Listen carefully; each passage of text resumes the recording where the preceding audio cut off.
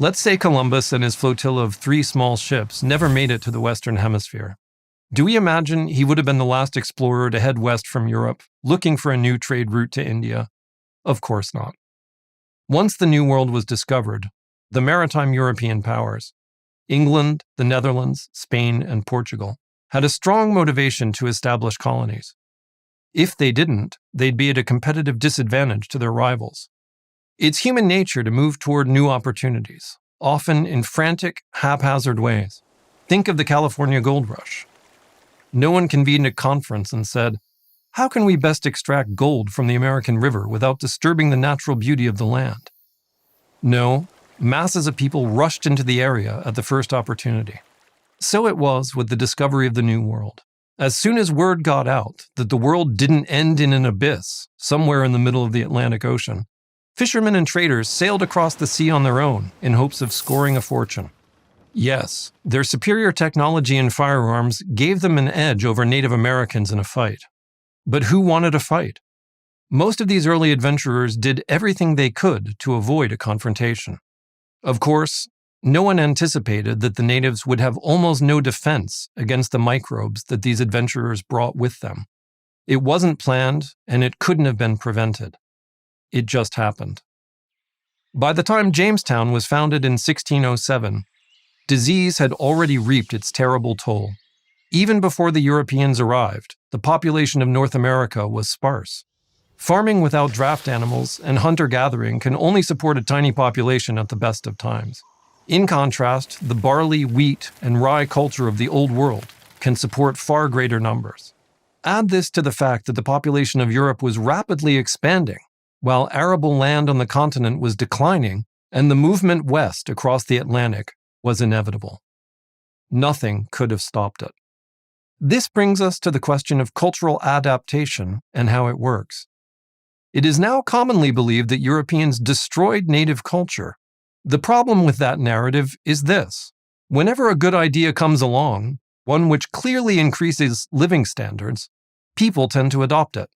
Even as they discovered America, Europeans were in the process of adopting dozens of superior Chinese inventions and ideas. Paper money, gunpowder, pasta, and fine porcelain are only the most famous.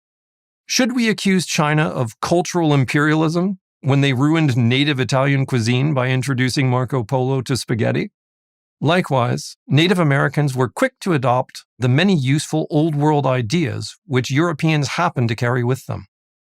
Again, most of these had not even been invented by Europeans, but had been adopted by Europeans from other cultures. Why grind corn laboriously by hand for several hours a day when you can use millstones instead? Why hunt with a bow and arrow when you can use a rifle? Why run when you can ride a horse? Why not domesticate cattle when they provide huge boosts in caloric intake for your family? Why refuse to adopt the wheel, for goodness sake? By the time Columbus set sail, the Old World had dozens of clear technological and institutional advantages, which for the most part, New World populations were eager to adopt as soon as they saw them. Rather than jealously guard their technological superiority, many Europeans were ready to trade anything that Native Americans might want, including firearms.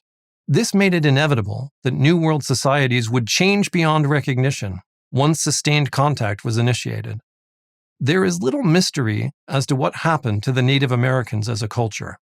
They were certainly not exterminated at the behest of any concerted ideology of hatred or grand plan. After the initial deaths from disease, and in spite of a few sensational wars and small-scale massacres, remaining Native Americans took on so many Old World technologies and customs that most of them gradually assimilated into European culture. Only a minority stayed native enough to be placed on reservations. Even after that, many enterprising people left the reservation for a better life elsewhere. This was done on an individual basis, for the most part willingly, leaving little trace in the historical record. It is undeniable that Native Americans suffered terribly, but this suffering was more a product of tragic inevitability than malice. The only way any native societies could have survived intact would be if no one ever came to where they lived. And that would require human nature to be something other than what it is. It's time to stop the apology parade.